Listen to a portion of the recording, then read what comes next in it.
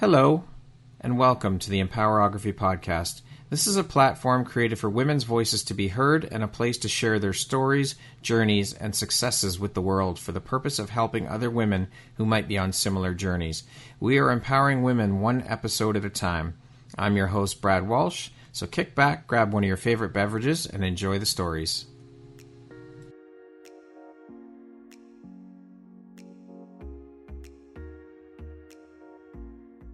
What if I told you the only thing standing between you and your next big opportunity is your voice? This isn't just another program. Empower Your Message is your ticket to becoming the podcast guest everyone wants. You'll learn how to craft a pitch that gets a hell yes, show up with unshakable confidence, and drop truth bombs that leave hosts and audiences wanting more. No more playing small. No more waiting for permission. It's your time to be heard. Loud, clear, and unforgettable. Visit the link in the show notes to sign up, and let's make your voice impossible to ignore. The mic is waiting.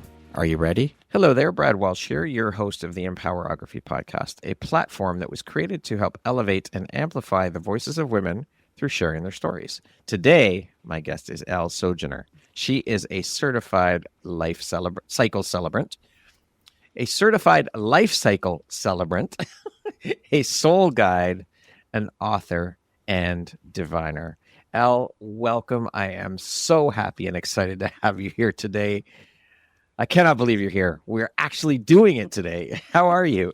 I am wonderful, and I'm delighted to be here, and it took us some doing. Yes.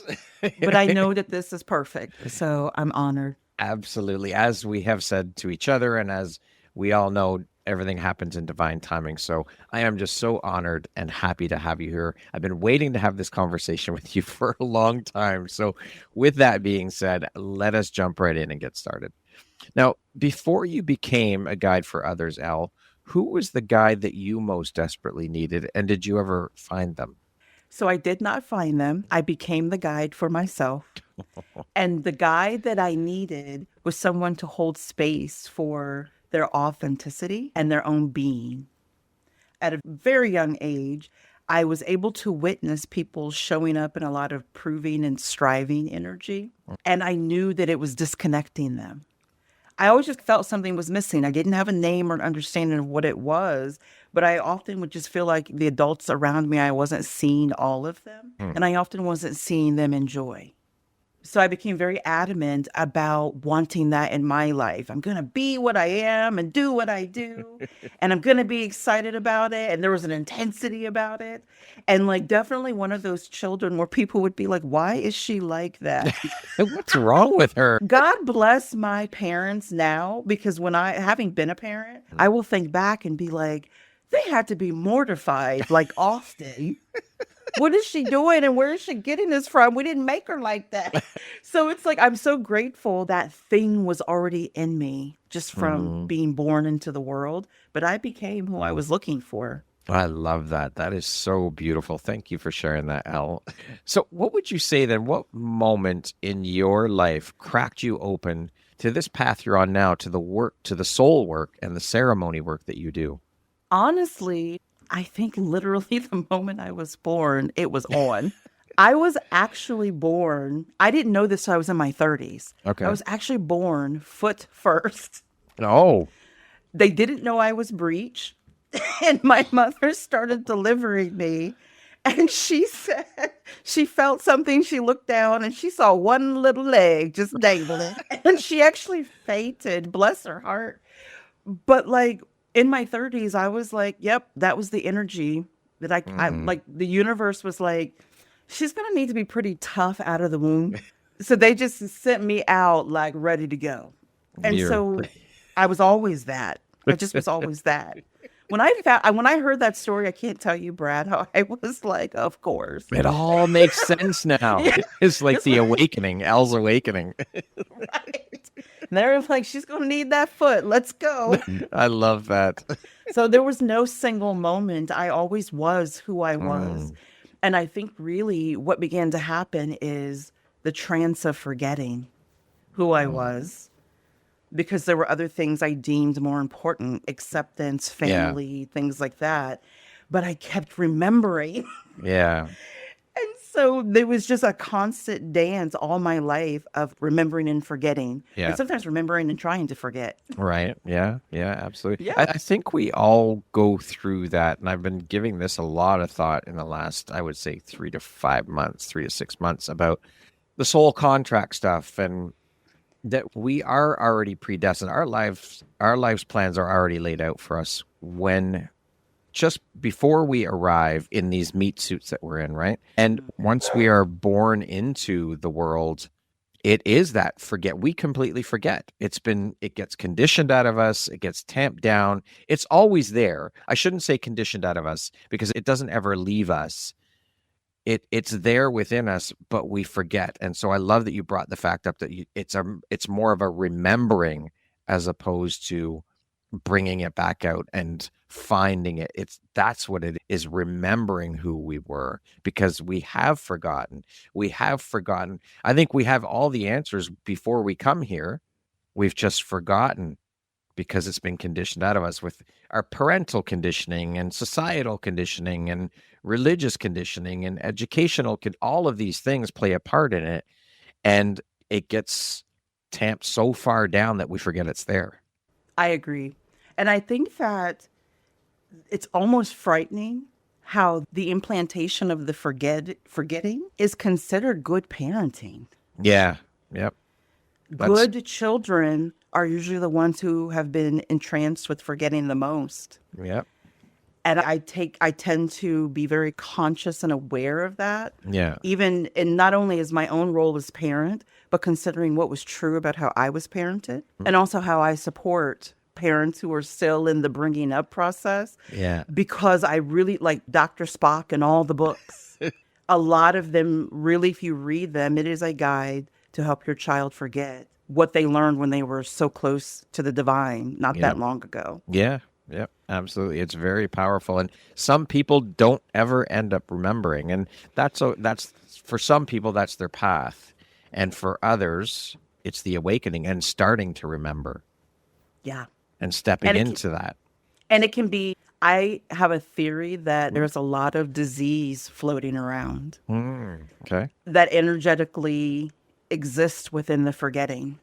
If you mentally, emotionally, spiritually deny your truth, yeah, I think the body will over time manifest that, especially in autoimmune disease. Look at what your body's attacking, and that might tell you something about where you have forgotten. That's a very interesting theory. I like that. I've never thought about that. It's out there, but I've danced with autoimmune disease since my young days. Yeah. And it just doesn't shock me that the more I remember, the better I get, despite what medicine says is possible. And I've heard that story with a lot of other people. Yeah. And so it's not to say that the experience that you're having physically isn't real. Yeah. But the body's just not going to let you keep lying to yourself. That's it. The book, The Body Keeps the Score. Yes, I'm a fan. There you go. So true. So, Elle, when you look back at your younger self, what signs were already pointing towards this calling in particular, even if you couldn't see them as yet? The biggest sign was I was very maternal as a child, but not the kind of little girl who played with dolls. My maternal nature came in a sense of order, of community. Okay. I was always very community oriented. I wanted us all to be together, but I also became very aware of when other people, I could sense when they didn't feel included. I was very sensitive to like group dynamics. I was born to create community and to protect community and protect the space. And I was always like that. They literally called me Little Mama before I was in kindergarten. The truth is, I remember when I saw my first Tyler Perry movie, I was like, oh my gosh, I was born into the Medea archetype, which is the cutest, funniest little thing on a little sassy 4-year-old or 5-year-old. But I was that young when they were literally calling me Little Mama because I didn't suffer fools. I could smell without the understanding of what the dynamic was. I could smell when a dynamic was harmful. Like I was just on it, observing everything. And even at times, almost like a voice of wisdom. Yeah. Strangely to the big people. because she would see it and she would tell it. And how was that received then when you did tell it? So interestingly, or not interestingly, really, it was received as disrespectful. I was definitely Midwestern little girl. Children are to be seen and not heard. Yeah. And certainly little girls. Yes. So there was a lot of training around not bumping up against hierarchy and often being told about knowing my place. That was the language. But even then, I smelled that as fear. So often the negotiations in my developmental years, even until I was like 18, were, okay, do I feel like the war today? Do I want to die on that hill? Kind of. Yeah. And so it was, the adults would be thinking they had taught me something. And I may not have learned anything. I was just really aware of whether or not this is where I want to place this energy. And also, as I became 16, 17, 18, the discernment about who was even capable of learning became louder to me. Wow. And the intensity got worse as I got older, because it's like when somebody sees the powerful version of you and it's not in service to their fear, oh, it gets real. Oh, yeah. They don't know how to handle it. It's hard. They don't accept it. They can't accept it. I remember that's when I started using this phrase. I call it my spiritual gangster. You ain't got nothing for me. They don't know how to deal with it because it doesn't fit their narrative. And unfortunately, I got old at all. Yeah. Because if you are a fearful person, then you believe every other man has at least one thing they're afraid of enough that you can control them. At the point that a person is not afraid of anything, there's no control. How would you control them? You cannot. Fear is the ultimate in terms of asserting control. Yeah, that's it. And not to sugarcoat. I always try to be very transparent. Yeah. I was in an incredibly abusive environment. So there was no limit to the physical abuse that I would endure, financial abuse, spiritual abuse, like any abuse you can think of, it was on the table. And I remember I had to understand that I had to be afraid not to die. Holy shit. What you got for me? Wow. And then, though, something switched, I think, where I began to start to feel unsafe in the world at large. And that was the trance I fell into, was my fear eventually took over when I'll fight at home. Yeah. But in the larger world, I felt like I could not be safe without community or family around me. And that was how I got controlled. Holy shit. So I could have all this happening. Of it, right? You have all the fear out in the world, and then you come home because that's supposed to be your safe space. And there's all the fear and shit going on at home too, man.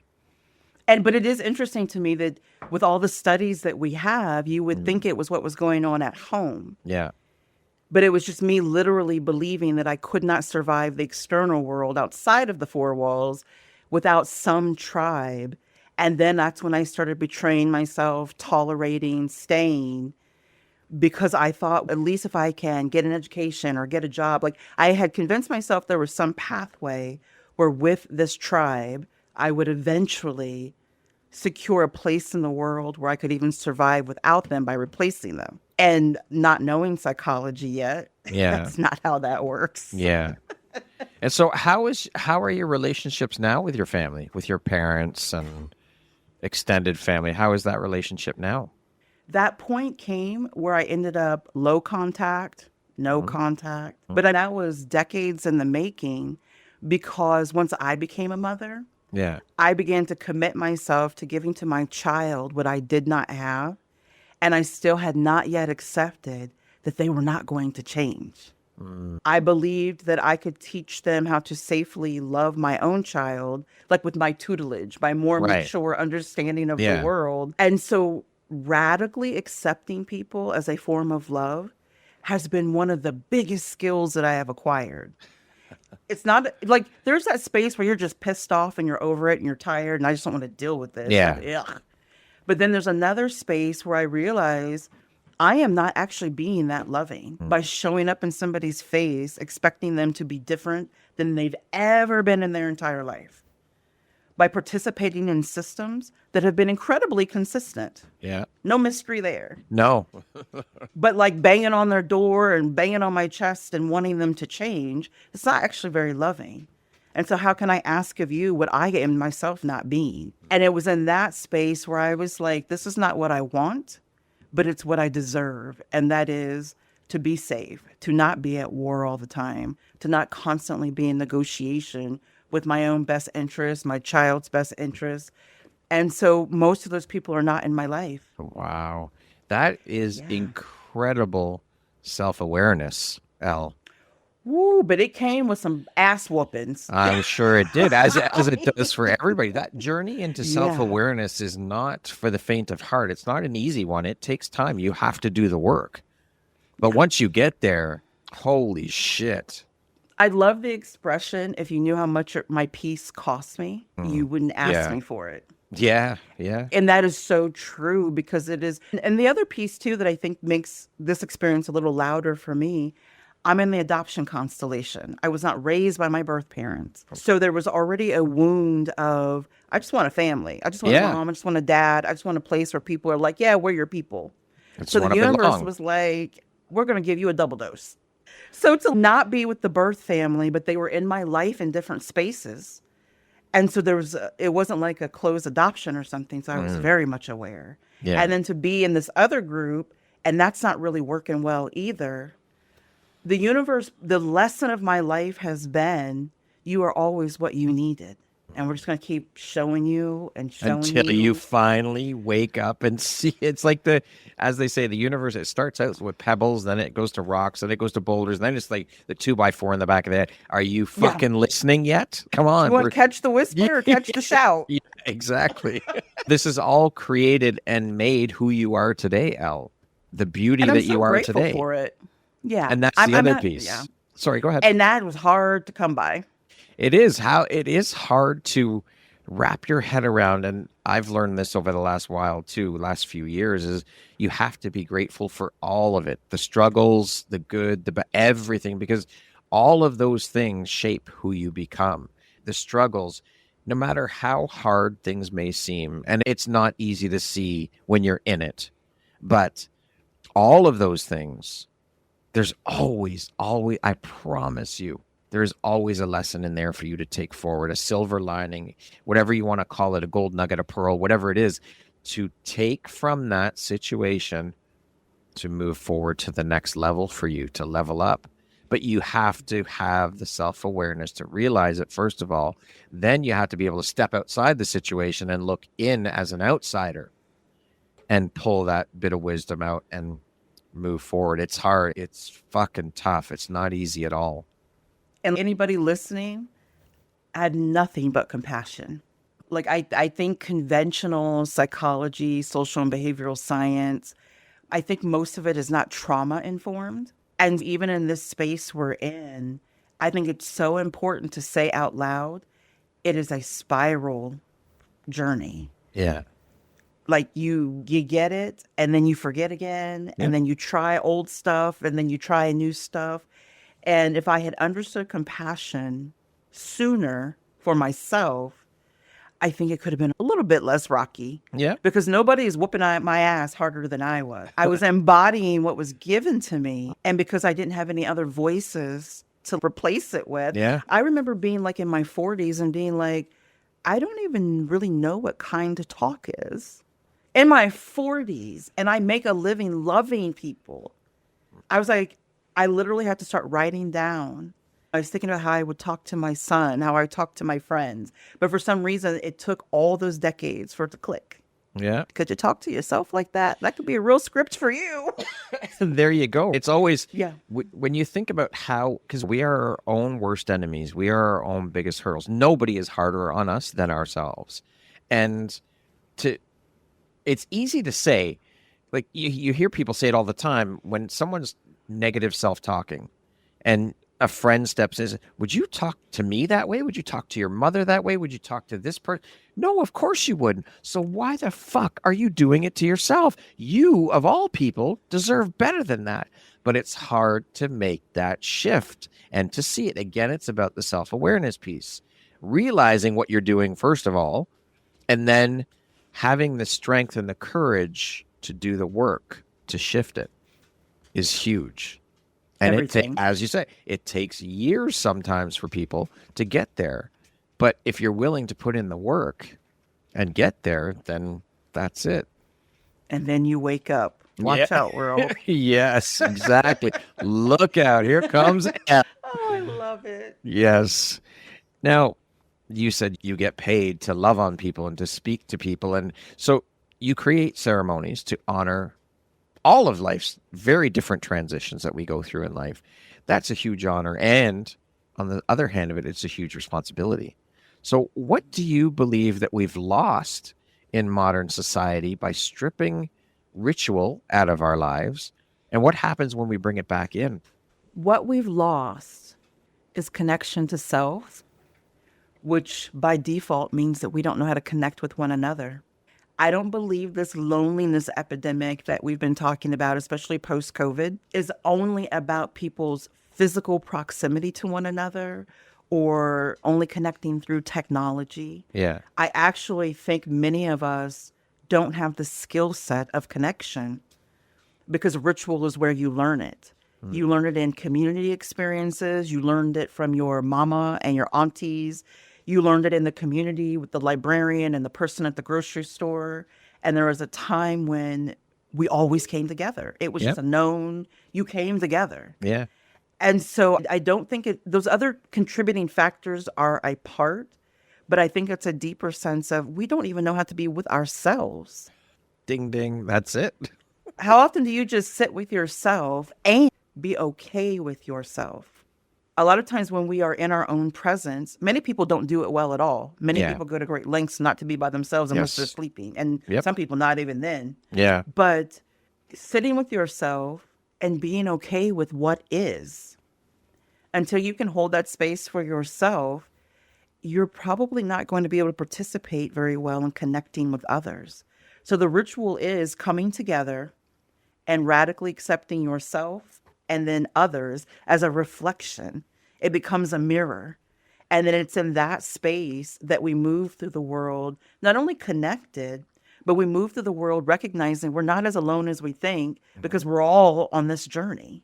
And it's crazy for everybody. And everybody's got stuff. And I think shame reduces itself. Yeah. Things like the negative self-talk reduce themselves because you are amongst people who can mirror kind self-talk or kind talk. Like it sounds so small, but I think it's so big. It is. It's huge. I have always, as far as back as I can remember, I've always loved my being on my own, like having that time with myself. I love it because it just, and not even for reflection or just for quiet, for peace, for just being in my own company. I love it. I absolutely, sometimes I don't want to be around people at all. I would just rather spend time by myself. I'm so guilty. When honestly, Elle, I'm gonna be completely transparent here. My wife will go away to her mom's to visit for a weekend, and her and because my youngest lives at home still. My oldest is gone. She'll go visit. And I'm like, fuck yes, I have the house to myself. Oh my God, this is such a gift. And I absolutely love it. But everything, I believe, starts here with us. We are the foundation for all of it, for everything, for self-love, for all of these things. And then it emanates out. And then you bring the others in, bring the community, all of that. But I also think that we've lost a sense of community. It's no longer like, I think back to when I was a kid and community was everything. My mom used to babysit kids in the neighborhood and to help out. Hey, you need to go somewhere, I'll watch your kids for you. And we trusted people. And I think the media has played a huge part in this. Social media has played a huge part in this, in degrading the trust in people. And yes, there are horrible things that happen in the world that affect people's trust. I get it. but we've completely lost that sense of community. I look around my neighbor. I live in a townhouse complex, and I know the people on my street. I talk to the people that I know that live on my street, but I see people and they don't even interact with each other. They don't even say hi. Like, I go out on walks every morning. I say hi to everybody I see. Why not? You could change the trajectory of someone else's day by doing that. It's simple. Just Absolutely. be aware and say hello. We need to get back to community. It is so important, and we've lost it, I think. I agree. I agree across the board. And it is not as intense as people think it has to be. No. And I think that's part of the challenge is people think it's like going to mass or something. Community is just meeting your friends for coffee. Yep. Community can literally be like a group chat if it Yes. needs to be that. Yep. It's just witnessing each other.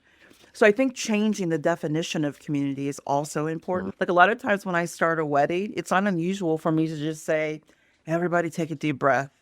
You're here. It's happening. Sit back, relax. Yeah. That intensity, I think, is what has made some people feel like it's okay to abandon it because they don't understand how simple it can be. Yeah, for sure. I love that. Now, a ceremony is often about meaning making, but what does meaning truly mean to you at the soul level? This one's pretty easy. It's anything that compels my soul in any direction. It doesn't have to be the woo-woos or the feel-goods or the rainbow farts or whatever, man. Fart and glitter. Yeah, like that. I think sometimes like chasing all that. Yeah. Glimmers are great, but triggers are meaningful too. Yeah. To me, the meaning is just if it makes me pause, if it makes me notice, if it brings something to my awareness, if it creates a moment in which I'm feeling something that informs me, whether that be joy, sadness, curiosity, longing. One of the things I think is interesting about weddings in particular is I can look in the audience sometimes and I can see the beauty of the moment creating longing in some people.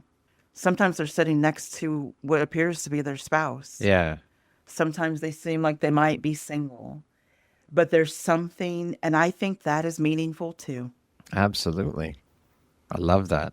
In your experience, what's the difference between healing and transformation? Healing is the inward journey. Okay. And transformation is the external manifestation. And that was a life changer for me to understand because some of us, I think, get stuck in perpetual healing. Yeah. And there is a space where your healing journey can cast you into the dark night of the soul unnecessarily. And it is because you just are constantly trying to heal, but you've got to practice it in the real world.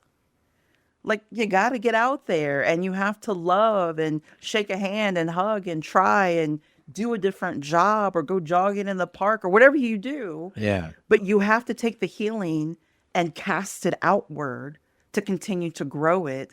And I do think that some people are just becoming like hermits. Yes, they are, for sure. And really it's masquerading as healing. And it eventually becomes like the trance of not enoughness. But we're not seeing that's what it represents. And we're convincing ourselves that we're still doing something meaningful and productive when really you just don't think you've done enough and you don't think anybody will love you in whatever version of yourself you are. And so now you're just a big stinking hermit being sad and lonely and disconnected because really you're just afraid to go try. Been there, done that, got the t-shirt. And the bumper sticker. And I always feel like I need to be honest about those parts too. Yeah. Because it happens to so many people. It even happens in traditional religion.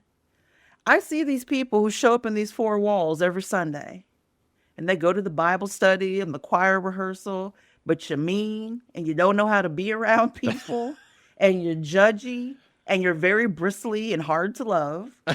And a lot of times it's because you're like showing up for the events, but you're still stuck in this place where you think you're growing. You're telling yourself you are, and you're not. You're not allowing vulnerability and connection. It's about the And so appearances, now just showing up, just show up and, hey, look at me. And you're doing nothing. Yeah. And the thing that's really yucky about that It's not offering or contributing anything either. No. Like people smell it, they see it. They're not really enjoying you. You're not reflecting love and they're not feeling the love. Yeah. And so you're just warming seats. And that is so unawesome. Very inauthentic. Yeah, it's like a lot of work to Yeah. just go do kind of nothing. Yeah, to just show up and just keeping up appearances. It's not helpful, it's not useful, and it's not contributing. Yeah. And as a self-proclaimed perfectionist, that was one of those things again. I didn't know what it looked like to be vulnerable enough to be messy. So in fairness to those folks, Yeah. I genuinely understand how you get in that rhythm where everything's polished and neat and tidy and there's no room for anything except for what you think people expect of you. Yeah. So I really do understand how it happens, which is why I think being a little messy and real is so healing, not only for yourself, but for other people. That's real healing. Yeah, absolutely. Real healing is messy. Life is messy. It's not an So easy journey. unsexy. Yeah, it's not an Like- easy journey. It's not sexy at all. What has working so closely with thresholds, birth, love, grief, death taught you about what it means to be a human? I think the biggest thing I've observed, and it is the thing that has helped me grow a great deal, is showing up is everything. Like, just show up for others. Just be there, even if you don't know how to be there. I've watched people be so moved by just the presence of another. And I did not understand how powerful that was. I even went into this work thinking that the pomp and circumstance of the ceremony was the power.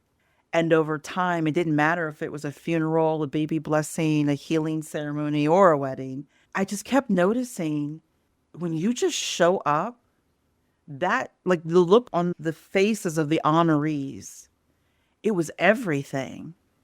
People would show up dressed wrong, acted inappropriately. You're the person whose phone didn't get turned off. Like, just, they're late. Yeah. Like, all the stuff.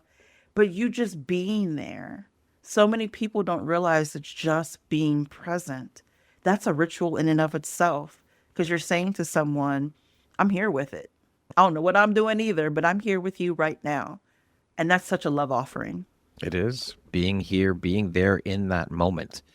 To Yeah. just- Imperfectly even. Yes, absolutely. Absolutely. As long as you're showing up. Yeah. The baby cries, your kid you have to walk out because your kid needs a diaper. And like, I see all the imperfection. Nobody really cares.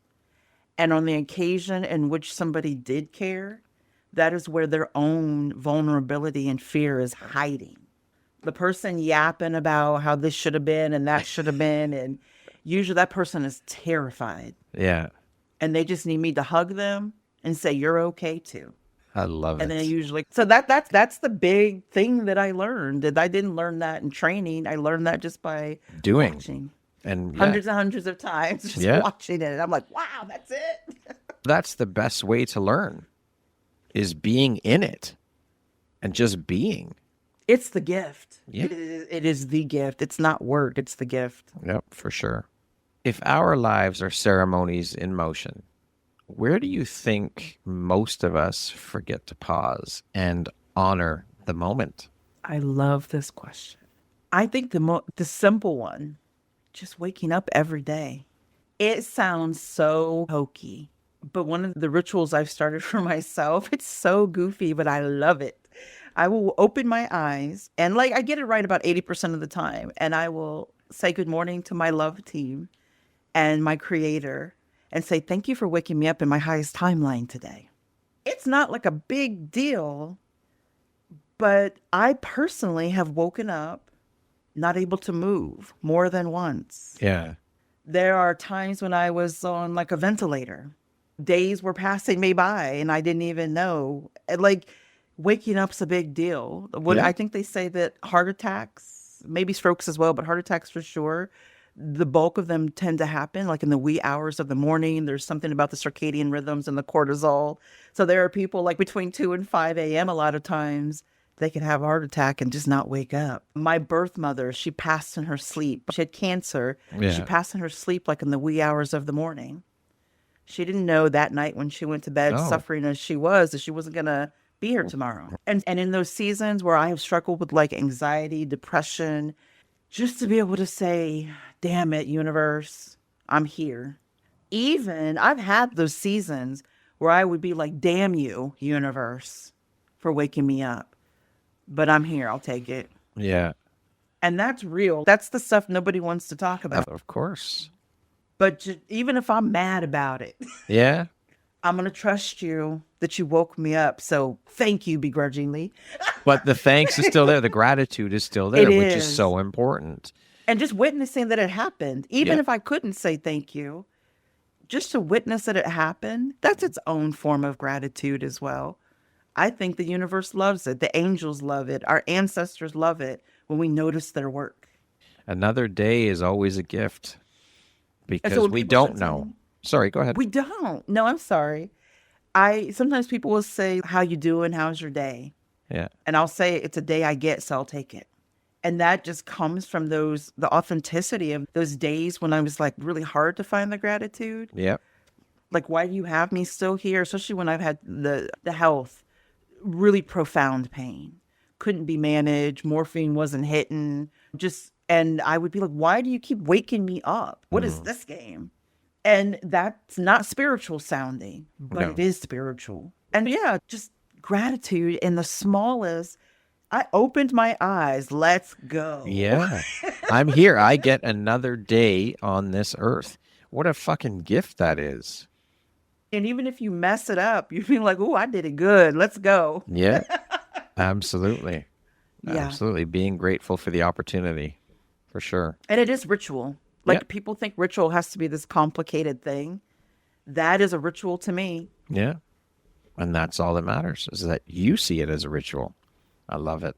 How has sitting in the presence of other people's stories reshaped the way that you see your own story? I see myself more as a victor than a victim by bearing witness to other people's stories. The space in which I was potently aware of what didn't happen or what should have happened, or was so asking the question, how could this have happened? It got softer and quieter because I would watch other people and be like, I'm so fortunate. I'm so lucky. Damn, I did that. Or, oh my gosh, look what the universe did for me. Oh my gosh, look how the angels must have been flying fast that day. Oh my gosh, my ancestors are so over me, but they keep letting me like have another chance. This is amazing. Like I just kept witnessing myself in victory by watching other people's victories because I could see it for them so easily. But when you spend that much time around other people, you have no choice but to see yourselves in them. And then they would see themselves in me. The reflection piece. Yep. And then it just becomes an exchange of love at that point. And love is everything, the highest vibration on the planet. That's it. It's beautiful. Absolutely. It is. But to be able to witness and be part of other people's stories, what a fucking gift that is, too. That is huge. It's beautiful. Overwhelmingly. Like, I do a love story interview for weddings, and I ask them all kinds of nosy questions. What did you think when you first met them? When did you know it was love? And how many love stories start out with, I didn't like them at all? Oh, I can imagine. Probably often than not. Absolutely. Yeah. Absolutely. But I always would just be overwhelmed that you would even trust me with that level of truth. And I have to be honest, it could be a guilty pleasure. I love reading the love stories of men because I learned how they see and experience the world differently than women. And to just get to keep seeing it over and over again, I was like, I'm noticing some patterns here. And men are so intense about what they love. It's almost like a man who loves someone or something, he can't deny himself. And it's like poetry. Like, even if he said she was so beautiful it made me want to drink a beer, there's just the intensity of it. It's so just gorgeous. Yeah. To the point that I've even talked to some of my girlfriends and I'll be like, let me tell you, you don't understand. You want him to love you the way you want to be loved. But let me tell you what it really looks like. I can tell my other friends now. Yeah. Like, I can tell you how your man loves you. The insights you've gained through all the people that you've shared in their stories. It is such an honor to share in someone else's story, to be part of that journey. Like me being here and speaking with you right now, I am honored beyond belief that you are sharing your journey and your story with me. Of all the people you could be sharing with, you're doing it with me. And that honor, honestly, is not lost on me. I am so grateful for every woman that I get to share in her story, that she feels comfortable enough to be vulnerable and share some very private things. Like, what an honor that is. There aren't enough words to express how powerful that is, to be witness, to bear witness to someone's story. Truly. It is a training ground for which I happen to wonder sometimes, how did I get to be so lucky? Yes. Yeah. It sounds very cheesy, but it is just, and there are times when I don't really have words either to express. And all I can say is thank you. Yep. Thank you for letting me peek into your soul a little bit. Yeah. Thank you for your courage. Yeah. And I wanted to say to you, you reflect that space. Thank you. There's a portal that you hold that allows us to speak this way. And it is a gift within you. Thank you. I receive that and appreciate that acknowledgement. But it is to be able to bear witness, and be in that story with them when they're sharing it. It's honestly, it defies words to fully encapsulate the feeling of being part of that. I can't put it into words to fully give someone a correct description of how it feels. It is such a gift. It's such a gift. What role does mystery play in your work? And do you believe that some questions are meant to stay unanswered? I know you just talked about the questions you get to ask people. Yeah. I think mystery is like a guide. I think that it is sometimes how our souls, our hearts, higher beings, they guide us. Like that unquenchable thirst to solve the riddle that can't be solved. I think that a lot of times is how the soul will speak to us and draw us to spaces that will help us grow. And being someone that is very cerebral, that has been a big learning experience in my journey, because sometimes sitting with the question was more important than getting the answer. So I think mystery is intentional. I think it is a gift. I think that if you don't have mystery, you might be off course a little bit. Dare I say it? Yes, you said it. A wise man knows that he knows nothing. Very true.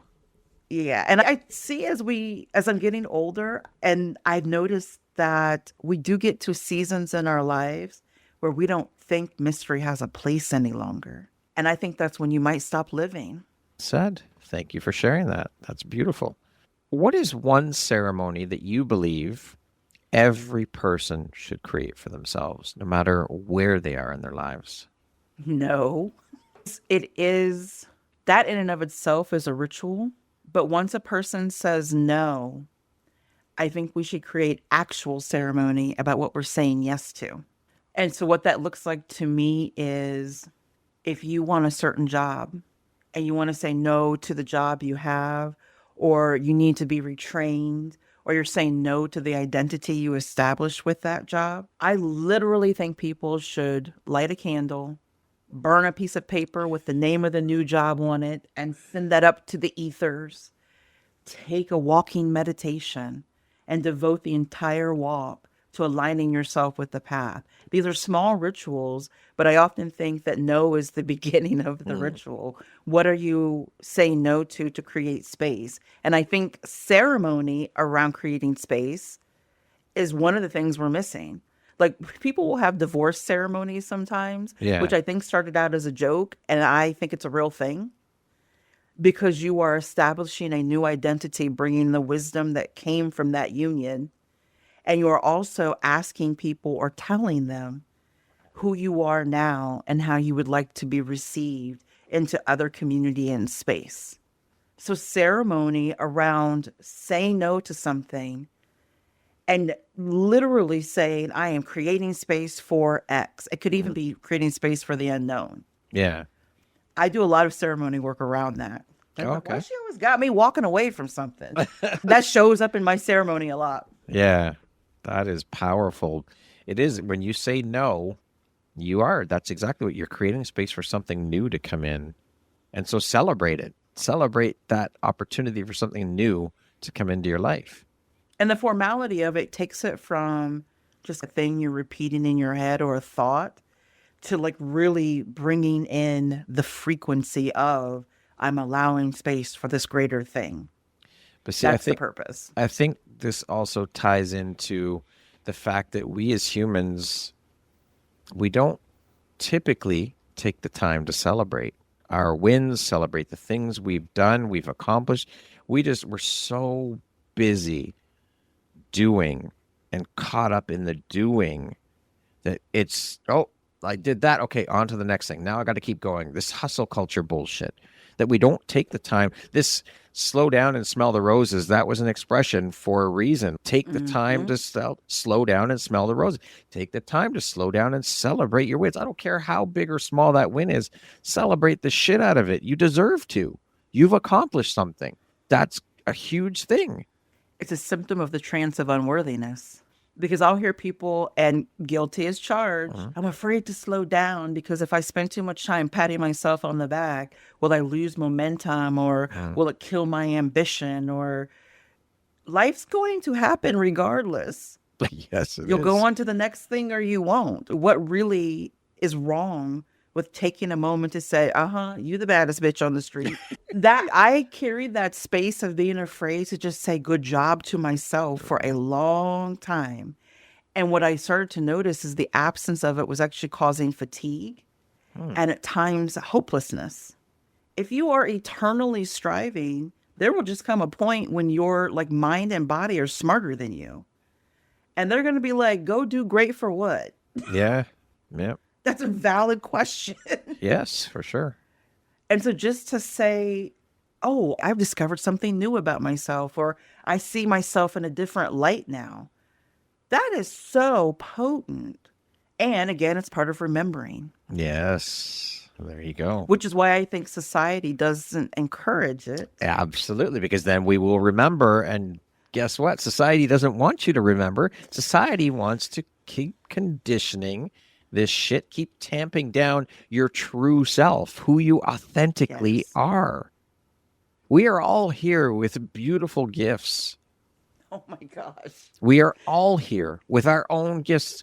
And again, it's about remembering. They're there within you. You've just forgotten that they're there because of the conditioning. It's time to rise up, to wake the fuck up and realize that you are a gift. That's your first gift, is you being here.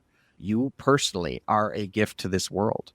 And when I've said this for a long time, when we hold back our gifts, when we don't step into and honor and own our gifts, we are doing a disservice to the universe. And who the fuck are you to say no to the universe? I'm not trying to fight that war.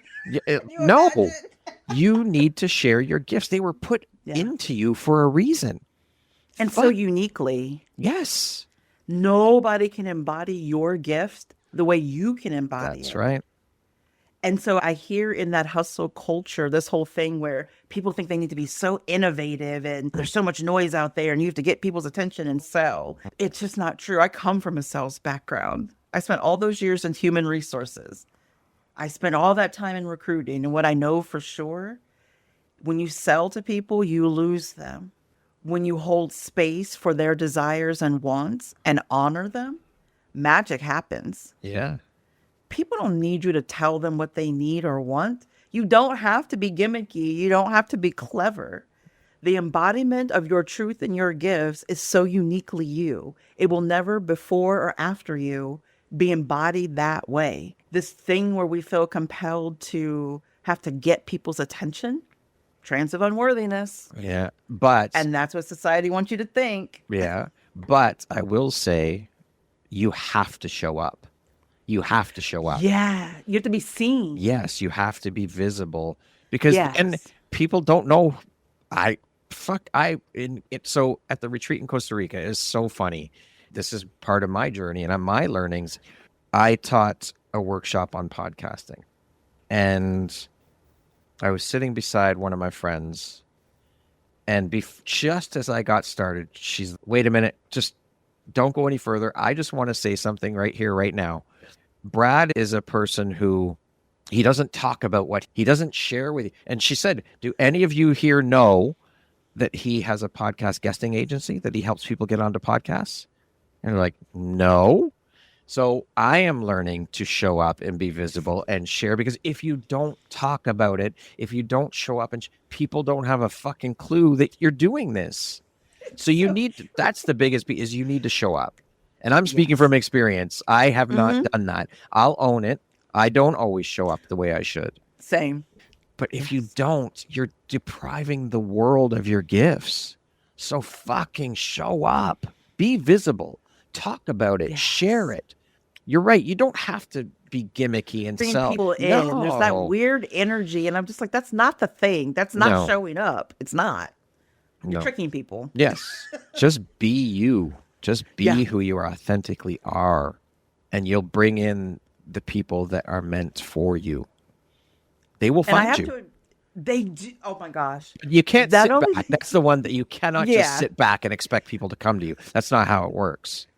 And that's that weird manifesting thing where people are like, I made 100,000 sales just by writing 369. That's not, you got to make the video. There's the masculine energy and there's the feminine energy. Yes. And that's why I work with that a lot in my work. I talk a lot about the alchemy of masculine and feminine energy within all of us, because some people think that like they can do the manifestation tricks. Yeah. And it's just going to come out of the clouds. And then there are some people who have no belief and think if they grind, it will happen. Yeah. And there's a space in between. Yes. It's finding that space and living in that space. Yeah. Absolutely. And they come, they find you. Oh my gosh. There are times when I have been visible and the client showed up so quickly, it actually would scare me.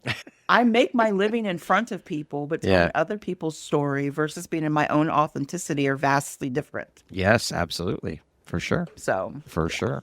Ceremony and soul work often trace back to feminine wisdom traditions. So how do you see women reclaiming their power through ritual today? Being seen. That it's everything. If you look historically, take spirituality, take even religion out of it. Historically, I've always wondered why they wanted women to be quiet and stop blaming Eve because Adam was a fool. I'm so in love with Lilith. She was like, I'm naked, I'm hungry, I'm the hell out of here. But if you just really look throughout history, people aren't going to spend that much energy rising up against that which is not powerful. So why are we always trying to be silenced? This is happening for millennia. Yeah. And it's just literally because once a feminine is seen, once her energy shows up, I don't care if a woman has a baby or not, she always embodies the power of the creatrix. And the creatrix can destroy. Piss a woman off and find out. I've taught this to my own son because I'm like, don't play with us. Scorned. But like literally, like I tell him, do not play with women, because the energy within her that can create life, if she flips the dynamic, destruction would be a vacation for you. If you don't want to be there, then go. But do not play with women. And I don't necessarily think that we are superior to man. No. I just wish we could just be heard and that we would know the truth of the power that we embody. Why do you think we're fighting over reproductive rights all the time? Trying to shrink us. Yeah. But again, Ellie, it goes back to the remembering. It's there. You just have to remember it. It's been conditioned or tamped down because as young girls, just sit over there and look pretty. Be quiet. Don't talk. Just sit there and look pretty. That bullshit. And that. Oh, they tried. Yeah. Well, they tried that with me. Yes, but some women still live in that because they don't know that it's there within them. and that they are deserving of being visible, being seen, being heard. Everyone. That's all. I think that's at the most basic level of humanity. That's all everybody wants, is to be seen and to be heard. It's That's true. it. And that's not a big ask. It's really not. It's not, but you would think it is. Yes. Yep. Because sure. it can be challenging to find. And I think specifically with women, but I see, actually, I take that back. I see this happening with men too. The fear that's placed around it. It's very compelling. I mean, in social media, I can't get over the whole thing about women saying they would prefer a bear over a man. Oh, yeah. I was like, I don't disagree. I got a lot of yah-yah in me. I think I could whoop that bear's ass if so compelled. But like men, they like, as soon as one, then the next one's behind it, and it's at work, and it's at home, and it's at the grocery store, and it's just, and actually it's funny, I love men. But I love men for who they authentically are, not who they're conditioned to be. It's a beautiful, pure energy for what it is. But with women specifically, the thing where we're taught that we have to be other than self, to be safe around men, that cripples the soul. Yeah. Because that's supposed to be our counterpart. But you're not living as who you truly are when you're doing that. At all. And you're hiding, you're acting. You're telling yourself that who you actually are isn't okay. And then you go off and do crazy stuff. Yeah. It's just, yeah, being seen. It's part of the Great Awakening. It's happening. It's happening. Is. But I think this fear of visibility, fear of being seen, I think this comes from and is rooted in this bullshit conditioning that we've all had. Don't speak until you're spoken to. As kids, as you experienced, as we all have experienced at some point, kids are meant to be seen and not heard. Mm-hmm. All of these things, that contributes our fears as adults of speaking up, speaking our truth, using our voice, being visible, all of these things. So it ties back to the suffering. Yes, it ties back to the remembering. I have a voice for a fucking reason. Oh my gosh, like why vocal cords if they're not meant to be used? Exactly. And I was a debutante. So I spent years in finishing class and all these sorts of things. I love the ritual of the experience, but my word, talk about conditioning. That's what a large part of that process is, basically making you presentable to a construct that has nothing to do with who you truly are. And I remember hearing things like, nobody likes a smart girl. Nobody likes a girl with an opinion. They're like, child, it obviously didn't work. And I love that. That's part of what makes beautiful you. Thank you. I see that now, but I didn't then. But what I do see now is if you love your children, imagine what was happening to the adults who were saying this to the children around them. My word, what do you feel inside?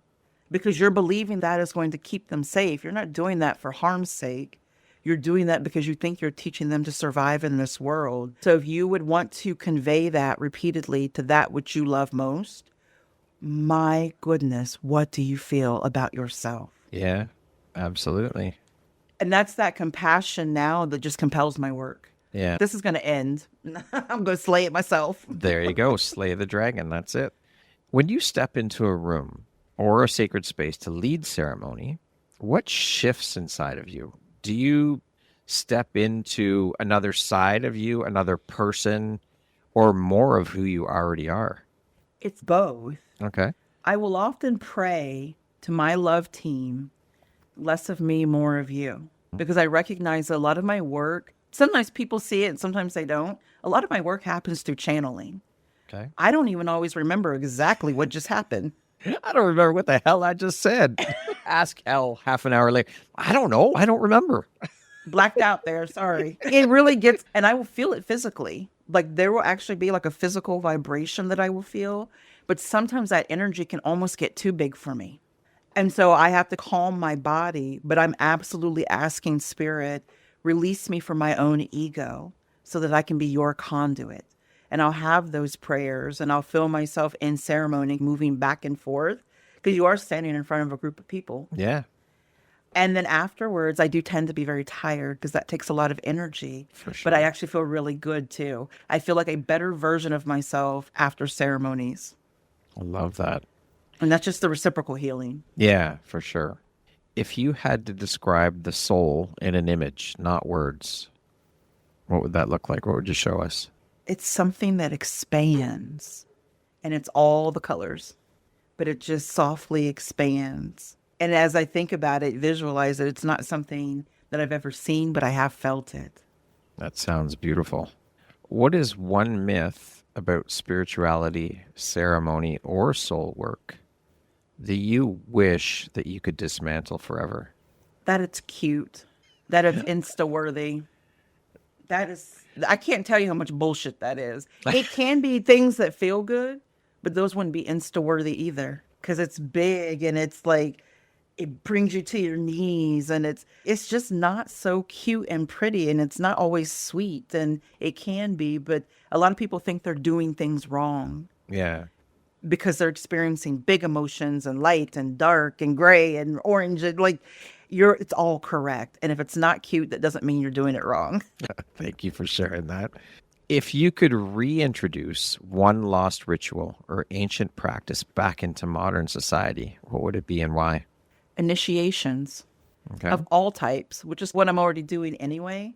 But I wish it was just expected that when people have significant life changes, that we wouldn't just focus on what the change or loss was, but that we would consider it from the perspective of initiation and elevation.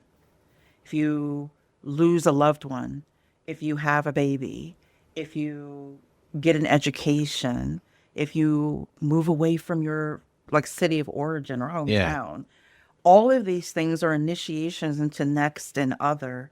Sometimes better, sometimes struggle, but still lessons. Yeah. Just initiation. I don't even hear people using that language really No? because they're generally focused on the change or the loss. Yeah. When your story is told at the end of your life, what do you hope people will say that you celebrated most fiercely? Acceptance. There's space for everybody. Damn it. There is, absolutely. Yeah. There's more than enough seats on this bus, on this train. Get the fuck on. Let's go. The train's waiting. Let's go. You're more than welcome. You're always welcome on board here. Yep. There's room for everybody. And every part of you. Yeah. Messy, And the only whatever it all of is, perfectly Yeah. imperfect. Get on board. That's Let's it. go. Let's ride. And there's no question about it. There's no No. conversation. No. There's nobody needs to prove anything. Just take your seat. Let's go. Yeah. Let's enjoy the ride together. It's why we're all here. That's my happiest place. Yeah, absolutely. If you could create a ceremony for humanity right now, at this time in humanity, what would it look like and what would we be honoring? Hugging. I would love people to come together and hug authentically. And what you're teaching is not only physical connection that is not romanticized, but like the actual cerebral part of it, the biochemical part of it, how to just be in the physical presence of another without expectation, allowing yourself to be a vessel. If everybody showed up, each having the same goal of simply being, a lot of people don't actually know what that feels like. Love and relationship and dynamic, everything's so transactional. It is the goofiest thing in the world, but if people really hugged in such a pure space, that all into itself would introduce people to another level. That is power. When you think about it, a hug is love. It is so powerful to hold someone in your arms in a non-romanticized way or whatever the relationship is, but that hug, it fills you with joy. It's a beautiful It thing. changes your being. There's studies about this. 20 seconds is like that threshold where it goes from like a social transaction to this biochemical exchange. That's like oxytocin. The thing people are out here killing themselves over, drugs in the street. Yeah. That's available in a small dose in a hug. Quit playing with me. Don't tell me that's not powerful. Yeah. Agreed. Safer than fentanyl. Fucking it is. It You can't sounds die. so No one's ever died silly. from hugging. I'm, There's a but slogan. it's hard for No one people has to ever get. died from a hug. Bro, people are getting sober and people have all kinds of addictions and things Mm-mm. like that. Not to say one simple hug changes everything, No. but it could introduce you to what is needed in that space where you are trying to numb. I've met Sure. so many people in my work, but in my personal life, who have not experienced love that is not transactional. Like they will be like, I don't know what the hell you are. I've had a lot of really intense responses from people. Yeah. And I don't necessarily know why I understand this particular form of love, maybe more than others, but people notice it. A hug. It's a very simple thing. Just wrap your arms around someone. It just elevate. I love that, Elle. When you leave this earth, what ceremony do you hope someone creates to honor the way that you lived? When I leave, I want them to honor my initiation. And blowing some bubbles would be nice. Really like bubbles a lot. It's so funny you say that because it makes me think of this documentary that a friend of mine made, and the subject matter, it doesn't matter. It's horrific and we don't need to talk about that. But what I do want to talk about when you brought up bubbles is it was in a remote place and children, she brought all of these things of bubbles for kids. My God, to see the joy on these kids' faces, just blowing bubbles, something so fucking simple. The laughter, the joy, the smiles after what some of these kids had been through, to see that fucking pure magic and bliss. It was Unadulterated. unbelievable it's something so simple can bring such joy to a human being. Yeah. How incredible is that? I wrote a funeral and we did that. And I remember thinking, this is so fucking perfect. I want this when I go. And even the symbolism, the round bubble cycles, the wheel turning, but also it connects you to air. It just lightens. And I want people to remember how I made them feel through joy, Yeah. through love, through like out looking up, looking down. It just makes you giggle when you see it. It just makes, I know, was but it makes me giggling. giggle. Yeah. Everybody was just, all of a sudden this funeral just, I was like, this is what's supposed to happen. Yeah. I want that. I want it. All right. You shall have it. What do you hope that your story awakens in those who hear it? If you're breathing, you're never out. And I mean that in the most literal sense, having had multiple brushes with not being in this life, but also in the figurative sense. There were just times when I used to get mad at the universe for kind of dragging me through these dark nights of the soul. Yeah. Because I'd be like, 1 or 2 would be good. I'm fairly young. Can we knock it off? I'm tired of lessons. I was like, I changed my package. Can I get a 14 instead of an 8? You can hold the drink and you can take off the hot sauce. Like, I was just exhausted. And what I realized was what I am learning that I know I'm supposed to show other people. There is not a circumstance in which you can't get back in the game. There's, as long as love comes through you, as long as you can find like a glimmer, a speck, a piece of the divine somewhere in your being. And usually I would find it in loving another. There you go. You're never out. Love is a very powerful vibration. Never out. I love that. Out with love. Elle, can I ask you to hold on for 1 sec? I just have to send an email real quick to my next interview to let her know that I'm running behind because I'm just so caught up in an amazing conversation. No, don't apologize. I'm loving this. This is phenomenal. I love it. Our conversation is just love it. I can't thank you enough. Oh my gosh. I can't thank you enough. 1 sec here. Of course. All right. Sorry about that, Elle. No, it's fine. I got to sip my water. Excellent. I'm going to take a sip too here. All right.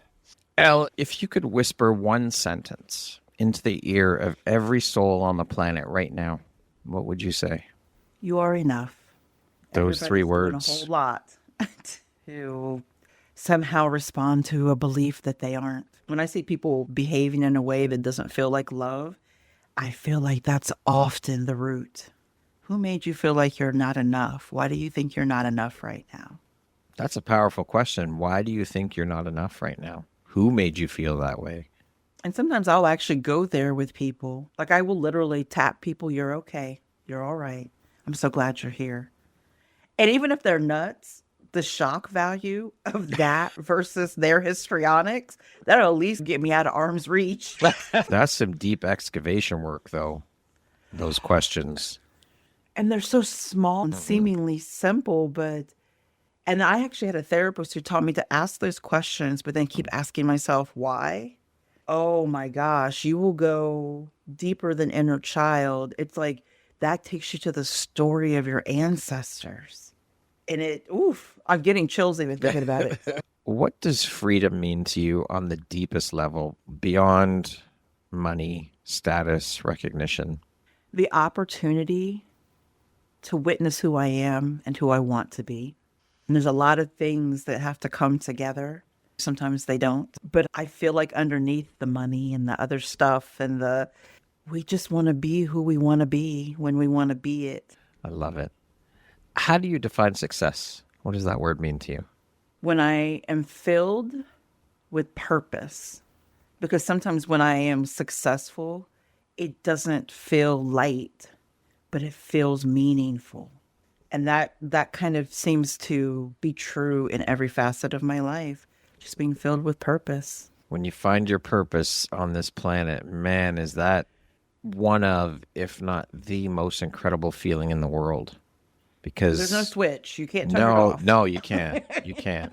And you think about the amount of people that never do find their purpose or never realize what their purpose is, or they don't, sorry, let me rephrase that they don't remember what their purpose is. That's one of those things I can't sleep at night when I think about it sometimes. Like they won't know until they get the next initiation into another realm. And I'm like, oh my God, go work harder, faster, more people. Like, no, that causes an existential crisis for me sometimes, that there are plenty of people walking around. I wish that for every human being, that they could remember what their purpose is, because it is the most incredible feeling on the planet. It's better than winning the lottery. It's up there with sunshine to me. No, but it just has a warmth, and it just feels and it draws towards, and it's all these things, and it doesn't matter what's happening externally. You have no choice but to just keep moving towards it. That's why sometimes I say to people, stay in the light. They probably think I'm being like a hippie, or I'm trying to tell them to be positive, but I'm actually like encouraging them to go towards that which you are drawn, because that will change your life. That's magic. What does the word empowerment mean to you? Being able to exist in your own authenticity in a way that gives others permission as well. Because it's circular. It's the reflection. It's when I'm not empowered within myself, I feel like I'm cutting somebody else off at the knees. Love it. Okay, we're going to jump into a little rapid fire section. So the next group of questions just be 1, 2, 3 word answer type thing. What's your favorite place on earth? The ocean. What is your secret or hidden talent? Clairsentient. If you could teach the world one thing, what would it be? Be okay. What is one of your guilty pleasures? Besides reading men's. Oh my gosh. No, this one is so like, I don't know why I'm saying this out loud. I just love laying on the floor with my dog and my turtle. I don't give a damn about the next thing. I don't want to get up. It is just juicy. You know what? I love laying on the floor with my dog too. I don't have a turtle, but this morning I laid on my bed with my dog, just laid there for 10 minutes, just petting her, just being with her. It's an incredible feeling. It's a great exercise in being, which I'm still learning instead of doing. There you go. What is one word that sums up your mindset? Relentless. One book that changed your life? The Outsiders by S.E. Hinton. Oh, man. I remember that book. I remember that movie. She's a woman. Yes. With that little pen name that they thought she was a dude. I was like, what is one word that defines the woman you are becoming? A crone. Okay. That concludes our rapid fire section. Now back to our regularly scheduled program. I created a bonus question that I did not send you ahead of time. How do you define love? Both the kind that you give And the kind that you receive. The kind that you give, which tends to be the space I'm more comfortable in, is that allowing. I continue to strive to accept people where they are and then love myself back by responding accordingly to my own self-love. I'm still getting there. And then the kind you receive is the same. At this season in my life, I continue to be very vigilant about having people who can hold space for exactly who I am. And they will love that. I don't have to change. And if I do, they'll love that too. Beautiful. And it's not easy to find. No. Beautifully explained, though. I love that. If you were to introduce yourself to me without mentioning your occupation, where you're from, your ethnicity, your nationality, all the superficial day-to-day markers that we use in life that we feel a need to label, how would you introduce yourself to me? I'm a reflection of the divine. Beautifully said. Love it. If you could step into my shoes, what question would you have asked yourself that I didn't ask you? Who are you when you're not aligned with love? Okay. Go ahead and answer the question. Fearful and smaller. I think those are the two. And it usually looks like perfectionism and polish. Okay. If you had the opportunity to sit down and have a 1-hour conversation with one woman, any woman in the world, who would it be and why? This question almost brings me to tears. It's really beautiful. It would be my great grandmother, who I've never met, but she actually foreshadowed that I would be in this earth before she died and before I could be conceived. And she died on my birthday 1 year before I was born. Wow. And told my, what would have been 12-year-old mother at the time, that I was coming. I thought it was a myth until I started looking up dates and facts. And I was like, I know she protects me from the ancestral realm, but I just want to look her in the face and be like, what do you know about this life? Oh my, I couldn't have even been conceived. And she told my mother it would seem like the worst thing to ever happen to her. And it would turn out to be the greatest gift of her life. Holy shit. No pressure. None at all. I didn't believe it for a long time. I heard this. I didn't believe it. And then I started fact checking dates, and I got her birth records and death records. And I just want to hug her and look at her and be in her presence. And just, there's so many questions. Yeah, I'm sure. Great grandma, am I doing it? You can always talk to her. I do. Yeah. And she has protected me. Yeah. She's one of those ancestors that's going to be like, girl, you almost made me quit down there being a fool. That is so beautiful. Elle, thank you very much for sharing that. If you could go back and give your younger self one piece of advice, what would that piece of advice be? Something you said earlier, everything that we need is within us. Girl, you don't need all the people, places, things, and accolades that they're telling you need to take up space. You came here with it. Lastly, if you were to deliver your last 30-second speech to the world, your tribe, your people, your corner of the world, what would that last 30 seconds sound like? What words of wisdom would you impart? It's all perfect, and I love you. Beautiful. Elle, thank you so much for the incredibly powerful and inspirational, thoughtful, deep conversation. I have enjoyed every single minute of our conversation, as I always enjoy speaking with you. Our time together, whenever we connect, is always beautiful and powerful, but this conversation was it just opened things up for me to see where you came from, why you are the way you are, and the beautiful soul that you are inside and out. And I already knew you're a beautiful soul, but this just cracked everything open for me. So thank you for your vulnerability. Thank you for being a guest. Thank you for being my friend. Thank you for being a member of the Empowerography community. You are such a beautiful, bright light in this world. I am so grateful to call you a friend. So thank you for being here today and sharing your beautiful light. I just want to thank you for having me, but for creating this safe space. As a woman, as a person of color, as a human being, as a soul, I thank you. I thank you. You are most welcome. It is my pleasure and my honor. Once again, my name is Brad Walsh, host of your Empowerography podcast. Today, my guest has been Elle Sojourner. She is a certified life cycle celebrant, a soul guide, an author, and a diviner. Thank you so much, Elle. I hope you have a beautiful rest of your day. You too. Thank you very much for listening to this podcast. If you haven't yet, please be sure to subscribe, rate, review, and share with all your friends. You can find me at viseuphoria.ca. Follow me on Instagram at Empowerography Podcast and on Facebook at Empowerography. Please join me next time for another inspirational story from yet another amazing woman.